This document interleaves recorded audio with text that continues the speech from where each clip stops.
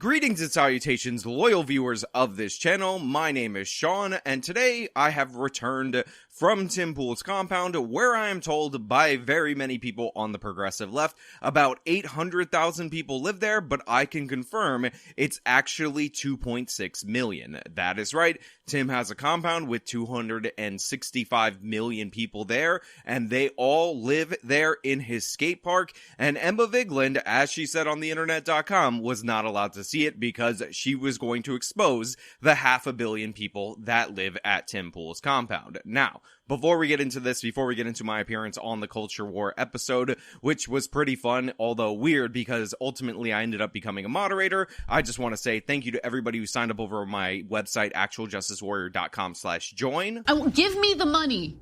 Give me the money.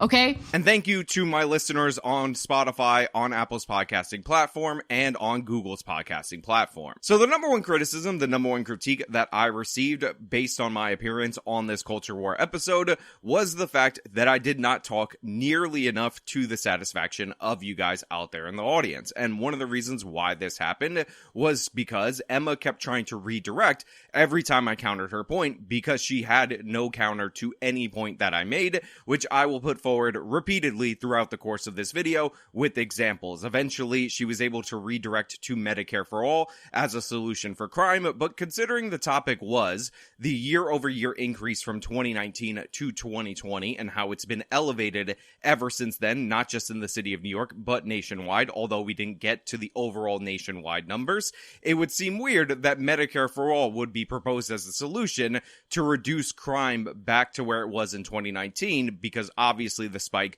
was not caused by a removal of Medicare for All. In reality, in actuality, we passed a series of stupid criminal justice reforms nationwide at the federal level, the First Step Act, and at the state level, at the local level, multiple different pieces of legislation. People cut their police funding, and all of those things led to varying degrees of crime spikes nationwide that led to an overall crime spike. And one of the things that I brought up in this in particular was the year-over-year increase in homicides. I believe I said in 2021, but it's actually the 2020 year-over-year increase in the city of New York of about 47%. Crime is down in New York City in 2023, by every metric. Down compared to what? Down compared to 2021 and but 2022. Don't change the subject, right? You accused us of publishing videos we don't publish. If it's down in compared to 2021, and there was a giant year-over-year increase from 2020 to 2021, then you're talking about something that's down. It wasn't giant. It was a small bump from the pandemic. A 47% increase in homicide in the city of New York is not a small bump. Now, of course, Emma Vigeland was not prepared for this argument. In fact, she did this trick where she said, according to the current 2023 numbers, crime is actually down in the city of New York. Now, first and foremost, we're in the year 2023, so these are the non-conclusive numbers which come out at the end of the year. Secondly, New York's population has actually declined 400,000 since 2020, so even a down year in terms of raw numbers doesn't necessarily mean that something is down per capita. And finally, as I said on the show, and you guys heard me say it, that after a giant increase, a slight decrease still elevates crime overall as compared to 2019. Homicides have been on a precipitous decline since the 70s, since the 80s, since the 90s. There was a bump because of desperation in the pandemic, and now it's back down in 2023. So, that's irrefutable. That's the NYPD's own data. That's on all major crimes: murders, rapes, grand larcenies, robberies. This is an argument I'm often confronted with, and it's actually pretty terrible. So crime is down from the peak, for sure, right? In some years in New York City, we had 2,100 murders. I think that's the largest ever in the history of the city of New York. However, my standard it's not as bad as the worst time in the history of the city of New York. When I see murders jump year over year from about 319 to 469. What do you mean year over year? The 2 years that I just year listed? Over year, as in from 2020 to 2021. That would be a year over year increase. That is a dramatic increase, and it's the largest since, I believe, 2010. The greatest year over year increase of all time in the city of New York, by the way.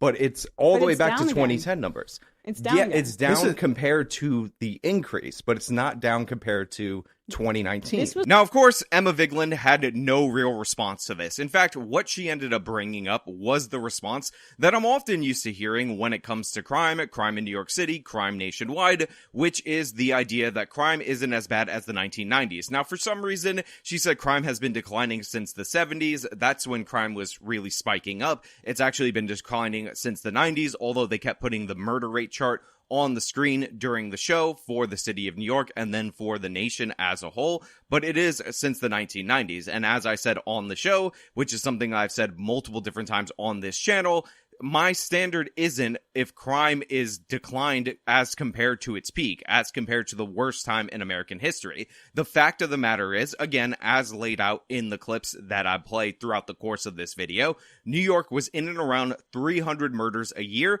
and year over year, they jumped to 450. So the fact that in 1990, in one of the worst years in the history of New York, we had over 2,100 homicides, does not provide me any comfort when obviously we've set ourselves back to 2010 numbers where we're in and around 450, 460 homicides. So we're trending in the wrong direction after years of a precipitous decline. This is what I was concerned about, and this is what Emma was totally in denial over.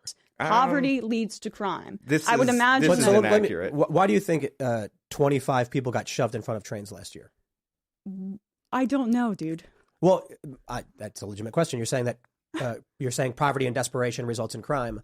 I'm wondering why it is that you've had these homeless guys. They've been predominant. I think it's almost entirely these homeless guys. Now, by the way, while I had an absolutely wonderful time hanging out with Tim post this, I ended up doing a show with Seamus, the Freedom Tunes guy, which I will link out for the future when that gets uploaded. And I appeared on Timcast IRL. I will say Tim did not help me in this regard because he was basically going down the rabbit holes with Emma going forward from this point on, because what I was attempting to do before I was interrupted a few times during this segment was try to get Emma to say if it's not as bad as the absolute peak, then we shouldn't worry about it, at which time I would have pivoted to the city of Philadelphia, because unlike New York City, which is just experiencing a dramatic increase in homicides, Philadelphia is actually the worst it's ever been in the history of the city of Philadelphia in terms of murders. And I could go to example after example like this, where crime is not only worse than the 1990s, but it's the worst that it's ever been in any given particular city and or area. I would have loved to press on that.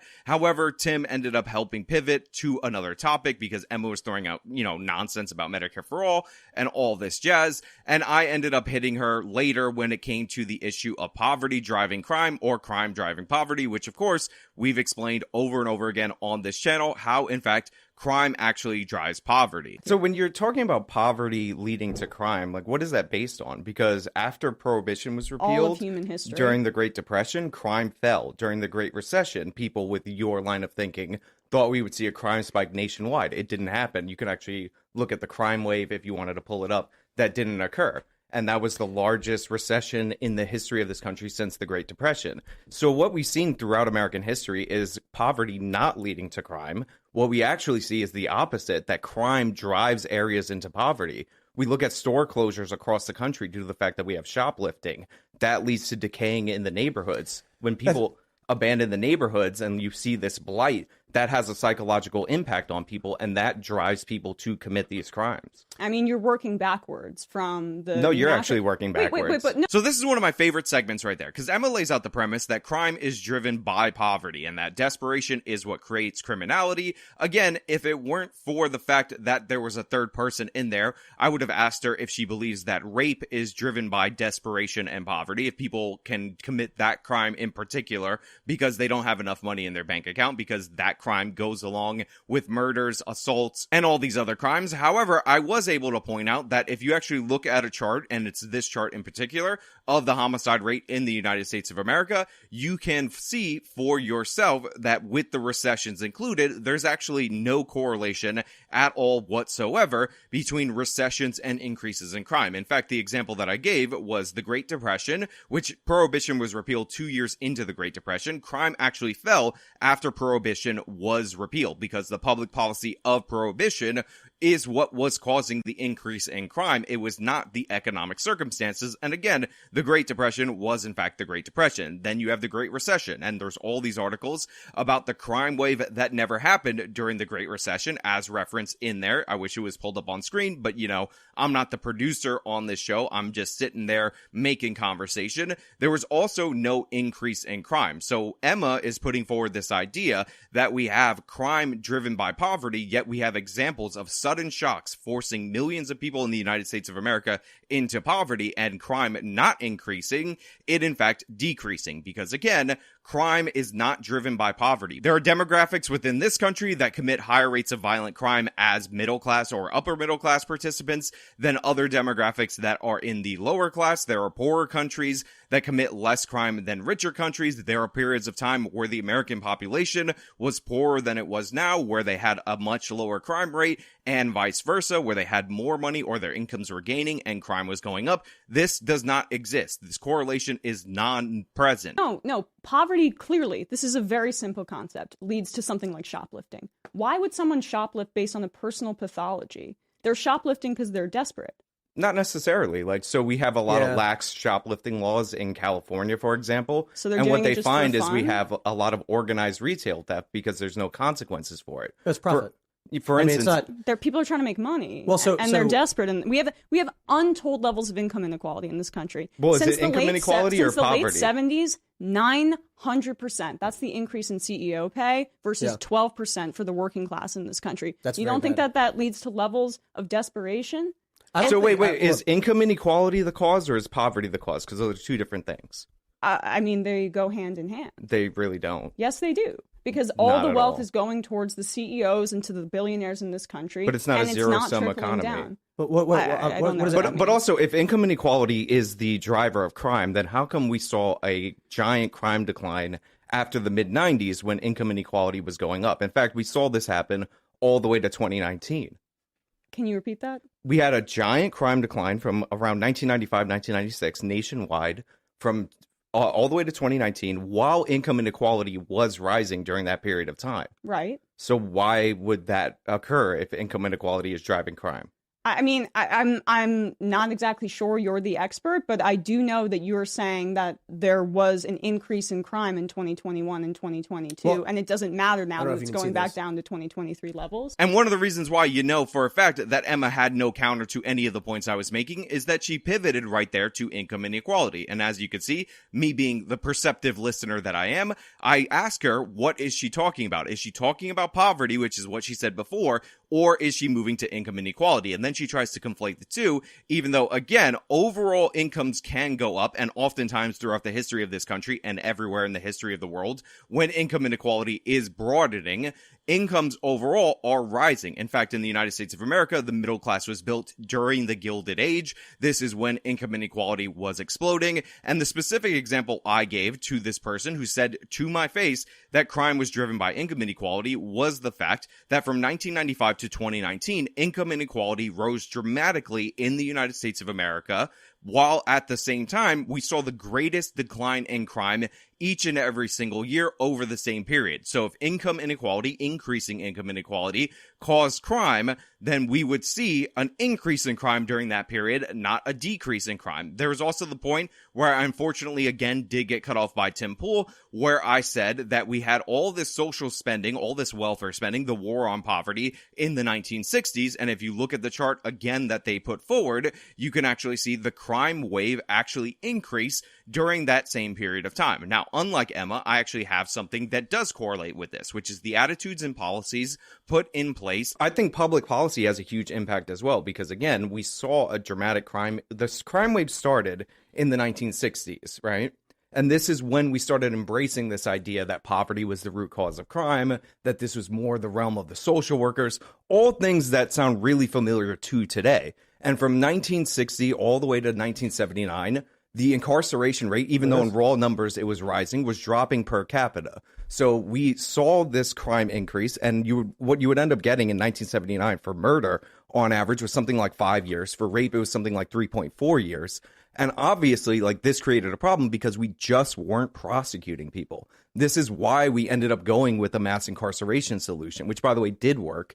and all these other policies to get tough on crime. You laugh, but you're definitely as they relate to crime. So a perfect example of this was the fact that I said, again, on the show, that from 1960 to 1979, we had a decrease in the per capita rate of incarceration. Now, our population was exploding, so technically we had more people in terms of raw numbers going into prisons, but our net prison population, our per capita prison population, was in fact decreasing. It was going down.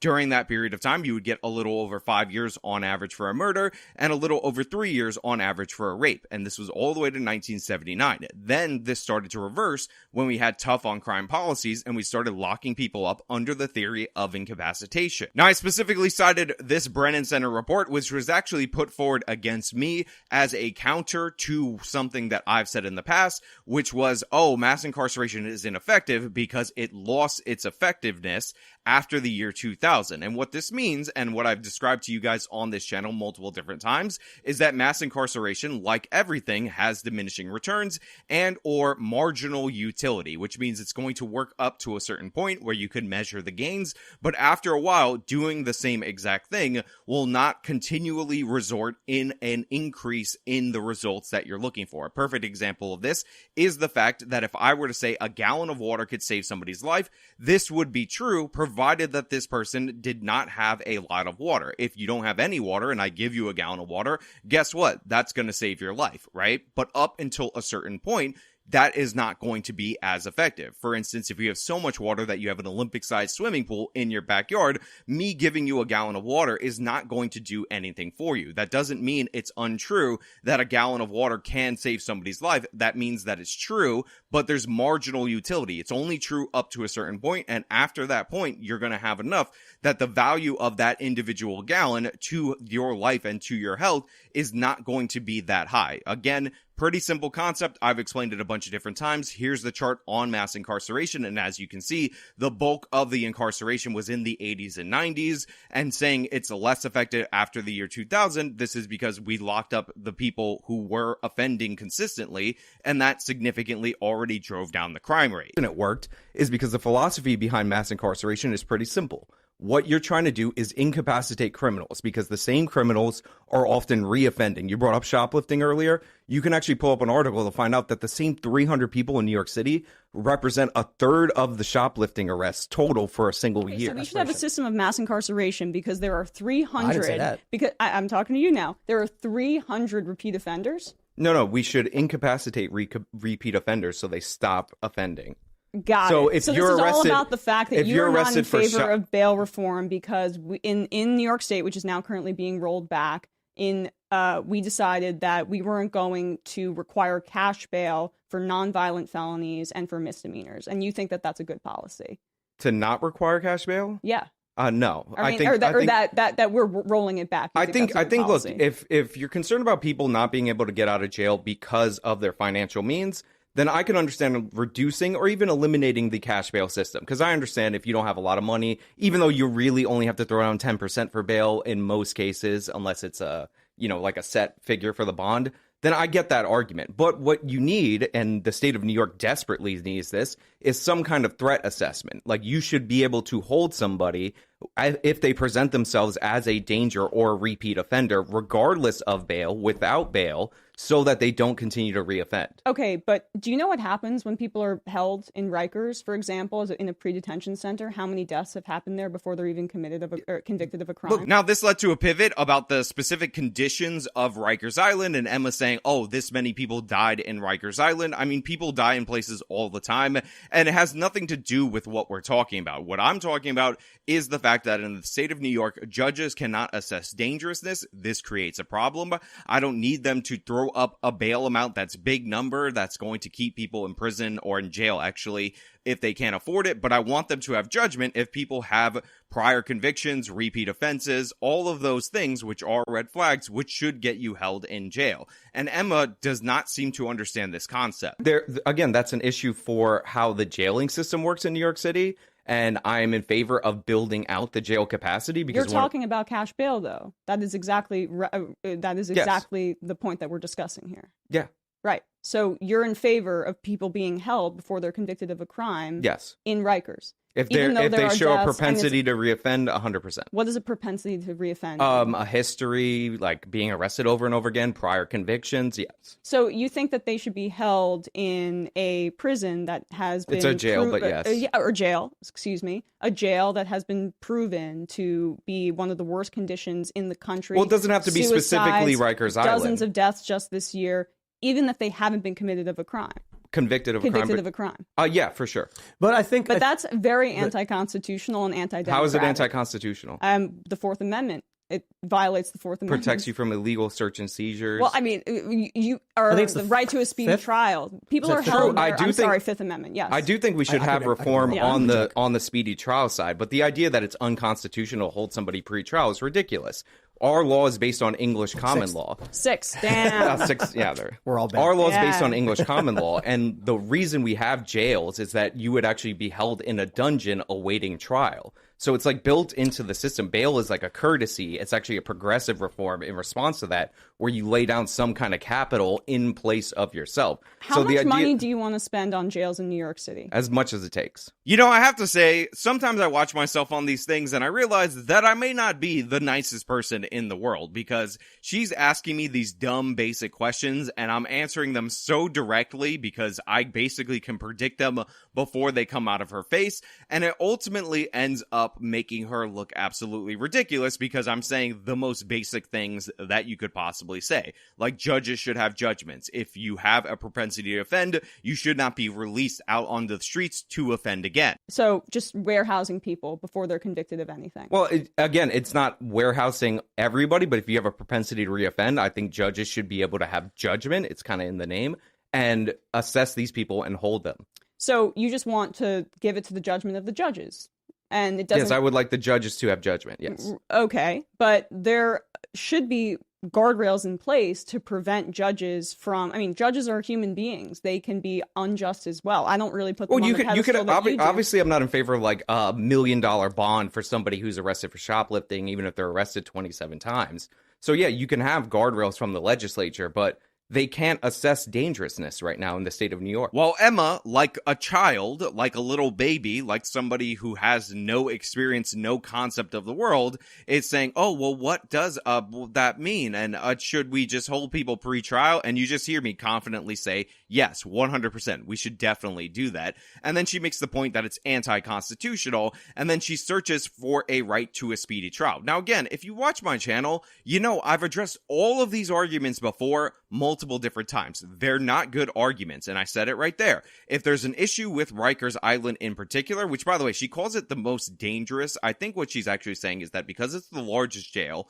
you end up with more deaths at Rikers Island. And by the way, she was mentioning deaths, not murders, not deaths due to neglect or anything like that. Prison populations or jail populations tend to be unhealthy. They tend to have a bunch of problems. And guess what? They commit violence against one another. Now, Rikers Island happens to be managed by the city of New York. And compared to the jails that are managed by local sheriff's departments with nowhere near the funding, it's actually probably one of the better jail facilities in the country, not one of the worst. But again, she's going with raw numbers of deaths as her measurement, even though Rikers Island serves a giant population that is larger than any other jail's base population. Again, usually jails are held at the county level by the sheriffs, and sheriffs do not cover anywhere near as ground as New York City. So you have the largest potential criminal population going into Rikers Island. You should not be surprised that you have a higher number or a raw number that's kind of high or sounds high in terms of deaths. But again, that has nothing to do with anything. What I'm talking about is incapacitating repeat offenders. If there's a problem at Rikers, you fix the problem at Rikers, which is why I dismissed her nonsense about problems at Rikers. Then she moves on to say it's unconstitutional. Unconstitutional to hold people awaiting trial, which is just not true. One of the reasons why you have a right to a speedy trial, which is something that she mentioned in her thing where she was trying to go through the amendments, is because prior to the installment of the Sixth Amendment, it was just assumed, expected, that you would be held in jail awaiting trial. And in fact, bail is a progressive reform. Now, this is based on English common law, based on the idea that you would essentially be held in a dungeon, which is a jail cell, awaiting the king's judgment. Now, the reason you have a right to a speedy trial is because they don't want you to be held for so long long awaiting trial. This is one of the reasons why I fully support reforms speeding up the criminal justice process, because I don't want these people being held in perpetuity awaiting trial. But again, this is not an argument against judges being able to assess dangerousness. This is an argument about actually putting more money into getting these people to trial faster, so that way we can decide who's guilty, who's innocent, and all of that through the process. So again, another terrible argument. And then she goes with the judges be racist argument. They assess it in ways, the reason we put this law into place, which is now being rolled back, that were deemed inherently racist. They deem that it was disproportionately black and brown people who are warehouse Okay, but how's that writers. racist, though? Because at their discretion, it was implemented in a racist way. It's But the if you same look way at the that crime stop and frisk. statistics, they're Well, there you go. disproportionately So black and Hispanic. this is what the reality is for you: is you believe that black and Hispanic people inherently are committing. When did I say more inherently? crimes. I mean, If you pull up like NYPD crime data, for instance, since you brought up stop and frisk, you can look at the shootings, like the shooting suspects in any given year.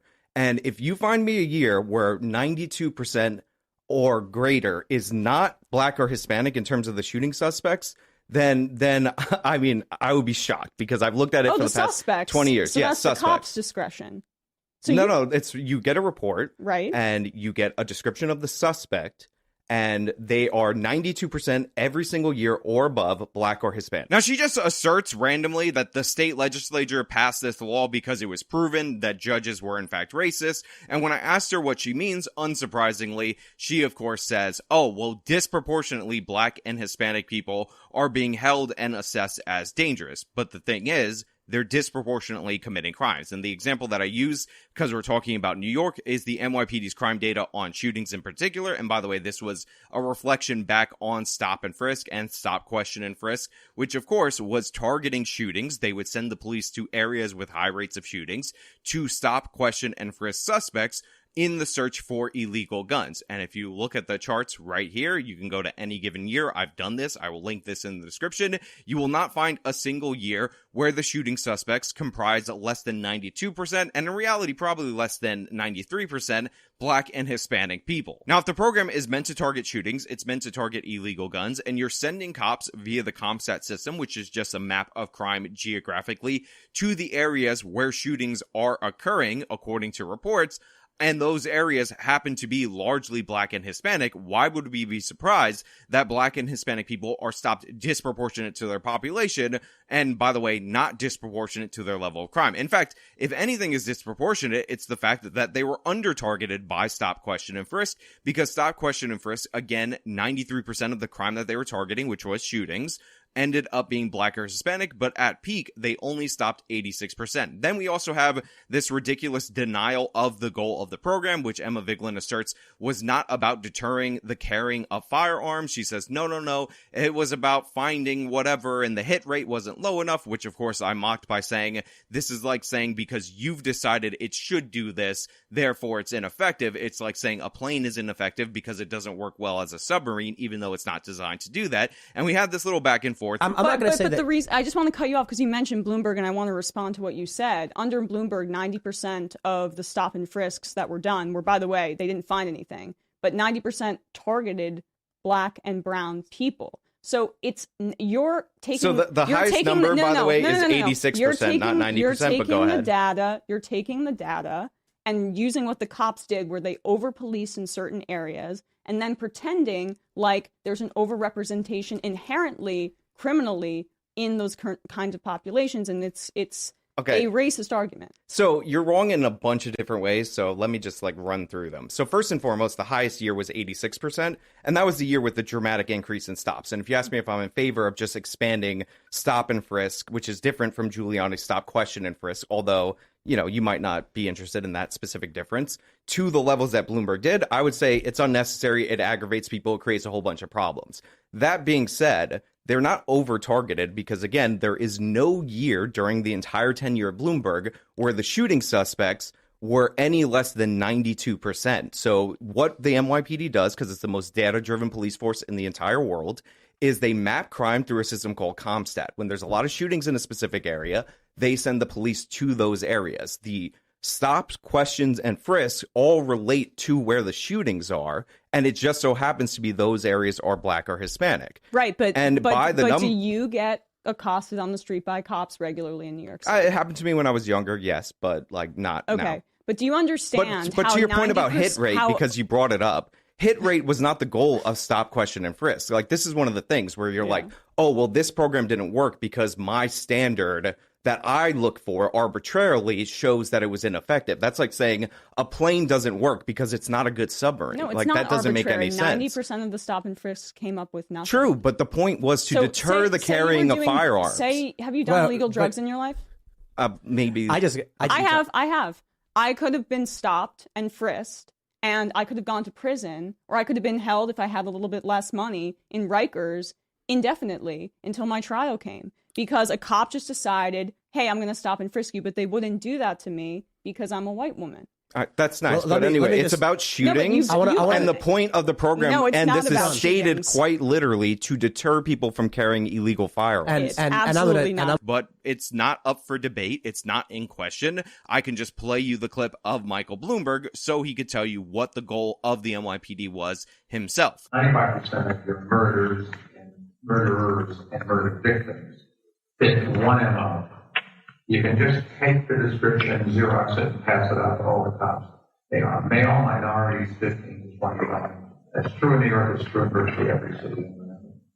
And that's where the real crime is. You've got to get the guns out of the hands of the people that get killed.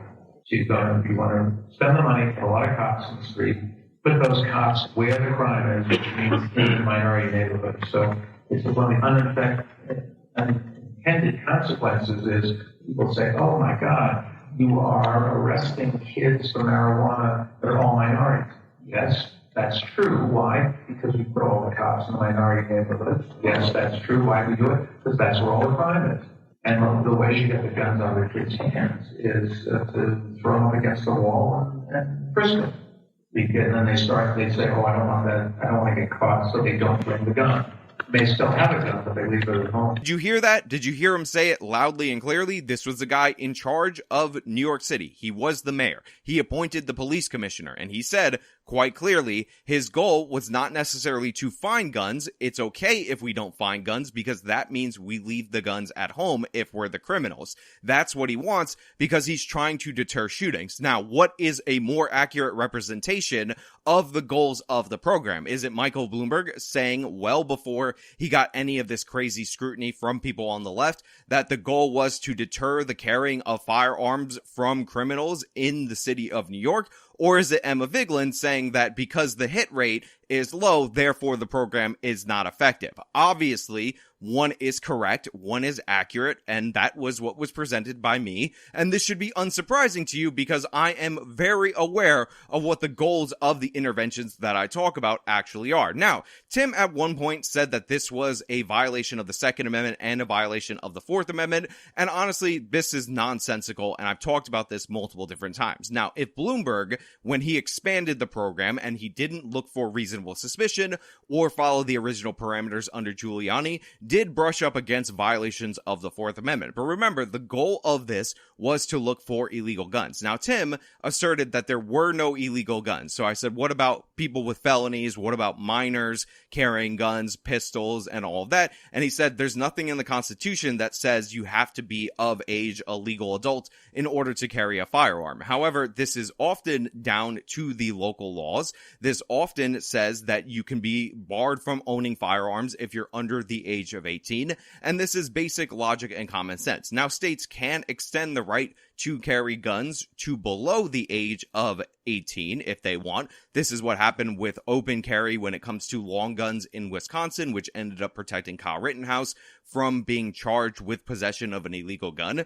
But they can also prohibit it, just like they can prohibit you from voting if you're under the age of 18, joining the military, and all of these other things, because we have decided that that is the cutoff. Congress is given the right to form an army. They have historically been empowered to draft people into Congress. combat, but if you were to try to draft somebody at age 14 to join the United States Army in order to fight a war, people would be in uproar, and they would say, obviously, just because it's in the Constitution that the Congress can do this, does not mean that they necessarily have the authority to supersede what we consider to be a minor in certain regards versus what we consider to be an adult. Obviously, the most expansive version of your rights are achieved upon adulthood, and states can make their own regulations in and around the edges of that. And again, I just fully disagree with Tim Pool's position. And there was a point where Emma asked me if I was in favor of gun control. I just want to point out that she is in fact in favor of gun control, so she's just against the enforcement mechanisms. And I said quite seriously that I'm not a major gun guy in the United States of America. I would like to be able to possess a firearm, but New York City makes this unbelievably difficult. So the idea that I have to go through a million different hoops in order to get a firearm in the city of New York, and by the way, some of those hoops were declared unconstitutional in the Bruin decision, which I am in support of. However, kids that have illegal guns, that, by the way, are killing each other at ever-increasing rates, who are supposed to have less rights than me as an adult, are able to do that, is absurd. Also, this is totally in conflict with Tim's position on whether or not minors can consent to surgeries. Like, again, do we limit the rights and the choices and the freedoms of minors or not? Do we accept that we're allowed to do that or not? And Tim seems to think that in some cases we can, some cases we can't. So this was just a dead end point at the argument. It's really dumb. And considering I was pressing Emma in this regard, this part really annoyed me. Now, that being said, Tim ended up winning me over in a lot of ways throughout the course of this conversation, especially when Emma started to get personal. Now, there's a whole bit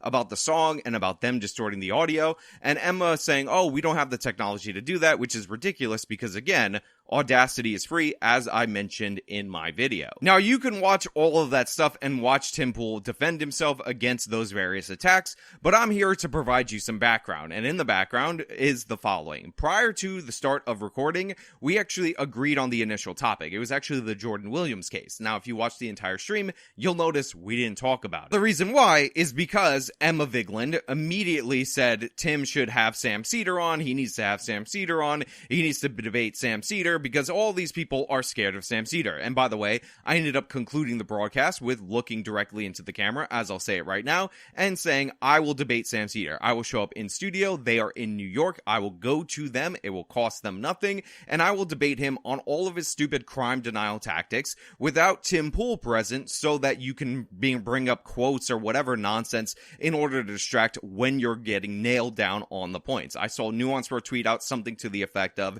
Emma, after trying to go up against me, decided that she was just going to go back to attacking Tim because she would rather get into a petty personal argument than an actual policy debate with me on criminal justice topics, because she has nothing to say to somebody like me on criminal justice topics, because I will destroy each and every one of her points. This is true. So I extend the offer to Sam Seder. And by the way, I expect Sam Seder to refuse this offer. And one of the reasons why is because Sam has made it clear that he only really wants to debate people, not to actually have a debate, not to actually have a conversation, but to win over people from larger audiences than himself. So Sam would likely view my channel as not a large enough audience in order to do so. So what I will say, because this channel is growing, large in part thanks to you guys out there in the audience, that the moment I pass Sam Seder in subscribers and whatever metric that he's looking for, the moment that I become large enough for Sam Seder to come and debate me and try to win over my audience on criminal justice related topics,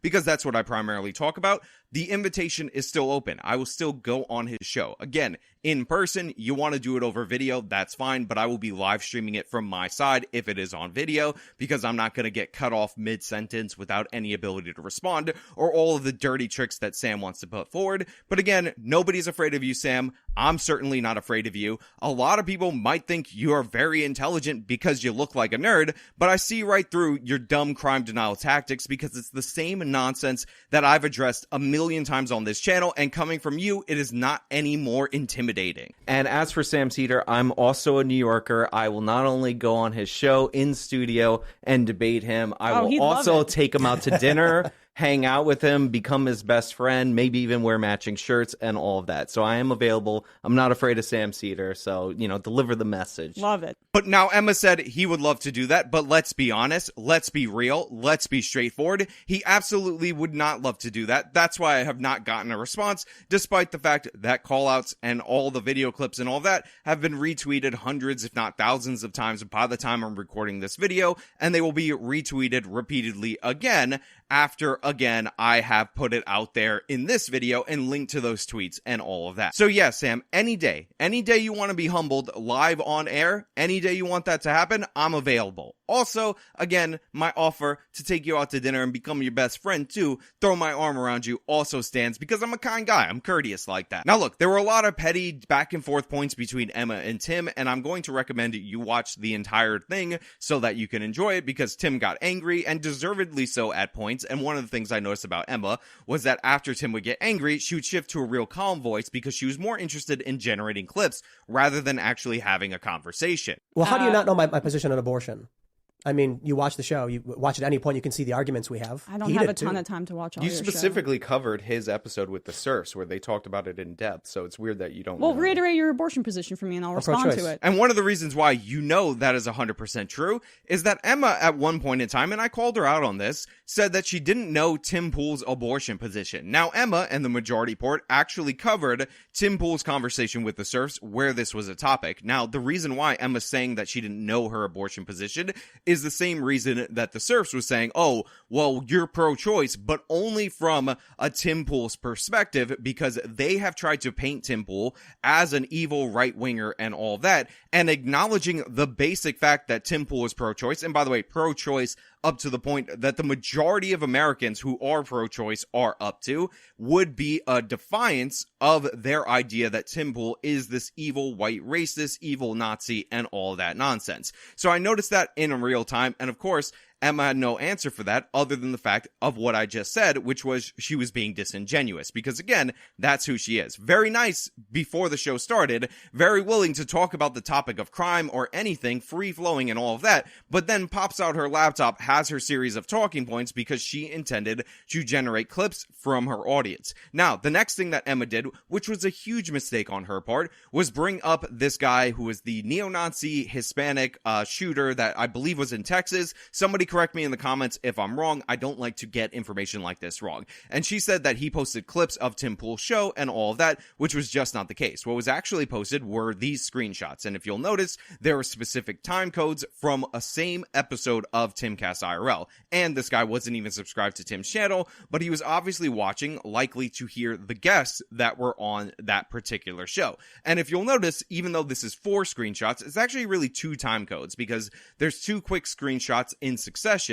and they're not really that far apart. They're like seconds apart. So if you actually go to these clips, which I said on the show, and run them down, what you'll find out is that Tim isn't even talking. And what's even crazier is that in one of them, Elijah Schaefer's talking, who I've met and I've talked to before and all that, done his shows before. And Elijah was probably the most sensible I've ever heard him in the history of the whole time that I've known this man. He said we shouldn't be focusing so much on race because it's divisive and it would lead to violence. So he screenshotted a thing from one episode of Tim Pool's show that Elijah was actually saying something about not overemphasizing race because that could lead to problems and he doesn't want violence. And somehow that means that neo-Nazis watch Tim Pool's show. How about the fact that you called the grooming event shooter in the neo-Nazi Texas shooter who watched your program, you called that a false flag? Because you don't even know anything about that story. I do. It was four clips of the episode, and you can see in the images he wasn't even subscribed to the channel. Yeah, but he watched your show. No, he didn't. He watched one guy. Yeah, have you ever went to those time codes? He was highlighting specific, and I won't name the guest from the guest. But he did watch your show. Like this is so you're saying he watched an episode? Smear. Sure, but do you understand come why? on. And he posted about who was that one guy who watched Majority think, Report and then commented on what Sam did? Why do you think that? But this was a neo-Nazi. Why do you think your content appeals to neo-Nazis? Are you kidding me right now? No, I'm just wondering why you think that. Did you go to the time codes that were in that episode? Because I did. I ran this down. And one of them was a clip of Elijah Schaefer. And like weirdly for this like neo-Nazi Hispanic shooter, it's Elijah saying that we shouldn't be emphasizing race specifically. No, he's a neo-Nazi Hispanic shooter. Right, but Tim called it a false flag and then corrected himself the next day and then said he thought it was funny after a mass shooting. I think that someone told you him... to say this and you don't actually know what you're talking about. I think that it's not shocking that you think that based on my gender. Okay, you're not saying anything anymore. But like I screen grab because I do YouTube clips, so I will screen grab a time code so I know where to go later. So like when I saw that, I knew, or I had a feeling, because obviously he's dead. So, or was he captured or was he killed? I think he was killed. Yeah, so he's dead, so he can't tell us. But like I think people screenshot, because this is why I do it, and you can find them in my phone, moments in things so that they can go back and reference that clip. And I ran down both of those time codes. Neither one. I get it, but look, man, this is the majority report. It is a nasty smear. Like you're doing it on purpose. And without it's not a political statement. It's not a political argument. Fact. You're like, he watched an episode of her show. I'm sorry, of his show. That is the nasty, vicious smear that Emma Vigeland ended up going with on the episode of Culture War that she just had locked and loaded and ready to go. But here's the thing.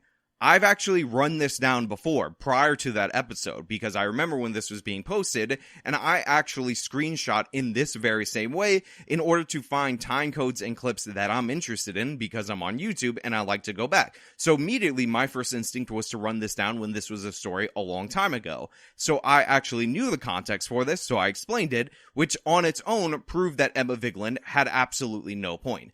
But even better than that, I actually knew that Emma Vigeland worked for the Young Turks. In fact, in her Twitter bio, it still says Young Turks alum. And if we're going to talk about inspiring acts of terror, I'm going to bring up Gavin Long. And even though it took me about 8 tries, with Tim cutting me off, to bring it up, I brought it up, and guess what? She had no answer for it. It used to be at TYT, and Gavin Long, who was the Baton Rouge shooter, watched, reposted, and did reactions to Young Turks videos. A lot of them were straight misinformation. There was one in particular where they were going after a cop who slammed a woman, which, by the way, the cop acted inappropriately, but they wildly speculated that it was a black woman. It turned out to be a white woman.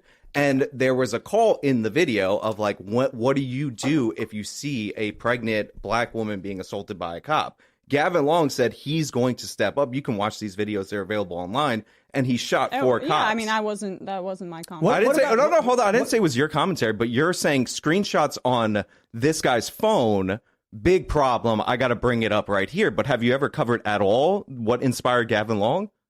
Because he killed 4 police officers. Yeah, I mean, I don't. That wasn't my coverage. I've gone over this before. I will link in the description of this video a detailed analysis from friend of the channel, Atheism is Unstoppable, on this specific topic, where you will see clips of the Young Turks saying stuff about how cops are anti-black, how they're going after black people. And by the way, in some of these clips, they're talking about an incident where a white woman was assaulted by a police officer, and it was erroneously stated on the Young Turks that it was a black woman before they knew the identity, which again was something that Gavin Long found particularly offensive, because not only was he posting videos like this from the Young Turks on his own YouTube channel, but he was actually reacting to videos like this on his channel. In fact, there was a specific instance where somebody said something to the effect of, what do you do if a pregnant black woman is being insulted in front of you? And Ben Mankiewicz, who is actually the really reasonable person and deserves none of the smoke related to this, said, I would record on my phone, I would call for help, I would try to document it.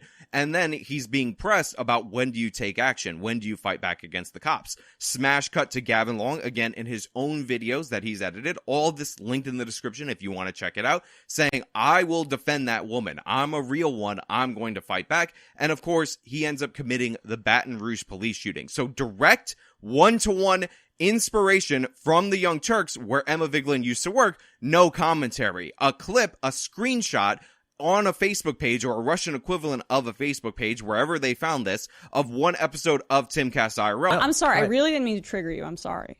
No, I'm just curious where your standards are. Like, have you gone after the hosts on the Young Turks for that one? Clip farming, is that what you're doing? I don't know what you mean. Okay, your demeanor changes before the show to all of a sudden now you're going, what do you mean? I'm so sorry I triggered you. Oh, jeez. Well, I mean, I get it. You guys are going to make clips. You guys are lowbrow grifter drama garbage. I'm trying to You want to talk about the merits of policy? Tone, so maybe that it calms you down a little bit. You want to talk about policy, or do you want to just insult people? I would love to talk about policy. So continue, Sean. Yeah. So if screenshots, which are of clips that weren't even him speaking, is Tim Pool inspiring the shooter, then how come you've like never done this commentary at a place you used to work at of direct inspiration? Like he saw a clip, cuts to himself saying, I'm going to step up because I'm the real one. I've never heard of this. So. Oh, that's interesting that you never heard of that. Well, so it happened. Why do you think it is that your former program appealed to mass shooters so much? Nice try, Emma. Your lack of preparation is absolutely embarrassing, and I'm glad I was there on such a large audience in order to bring up the issue of Gavin Long, which, by the way, his direct inspiration by the Young Turks was never addressed, acknowledged, nor did they apologize for that on the channel. In fact, they reported it as a sovereign citizen attack, so they ended up blaming the right wing, which is funny because Emma said, oh, well, the reason why I care is because most of the terrorism is right-wing terrorism, so right-wing bad.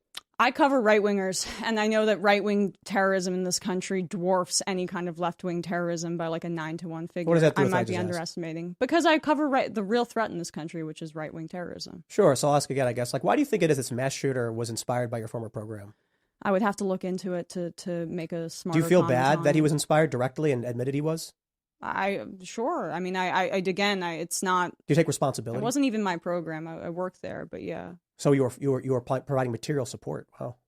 You see, I don't know if she was there at the time, to be fair to you. I don't think I was. But I will say, it is interesting because the Young Turks did cover this shooting. And even though, again, reacted specifically to Young Turks videos covering the cops very poorly, propaganda inspired him to commit this violence, in my opinion. If you want to talk about the Young Turks, you should talk to them. I would love to at some point in my life. But so he does this, but the Young Turks coverage of it called him just a sovereign citizen. So this would be categorized as that right-wing terrorism, even though he was inspired by a left-wing news organization, specifically left-wing figures. I'll do a semi-segue. Again, Emma, you were talking about Tim Pool directly inspiring somebody that he did not directly inspire, and then the counterexample was a direct inspiration from the Young Turks by somebody who was inspired by them, and you used to work there, and you're still friends with them. So what's going on, Emma? Why won't you address it? Why won't you be able to have the same scrutiny for your own side that you would have for Tim Pool? Why don't you hold it up to the same exact standards? I mean, again, according to this logic, if anybody who ever committed a crime at any point ever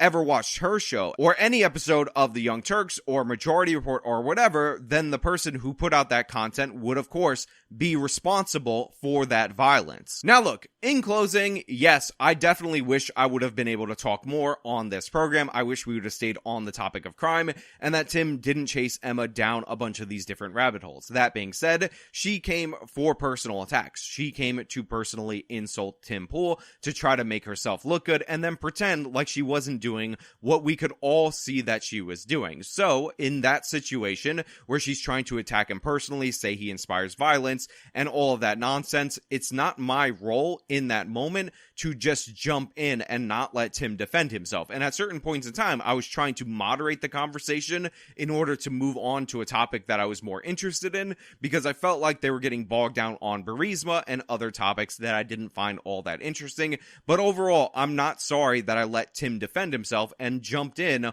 on points where I knew for a fact that Emma was totally out of line, had no basis for her attacks, and all of that. I mean, look at the desistance conversation where I specifically distinguished the fact that Emma kept saying detransition while Tim was talking about desistance. I thought that was important to be there because that was the entire thing where they were arguing in circles with the serfs debate. So somebody who saw that then and didn't get the chance to call it out in real time because I was not there, I decided to call it out in real time because I could see the back and forth. If it is true that prescribing puberty blockers prevents people from hitting that point of puberty where they would decide, and largely they would decide to desist, right, when they hit the point of puberty, would you be in favor of removing that from the gender protocol? Because this only is talking about desistance at the point of puberty.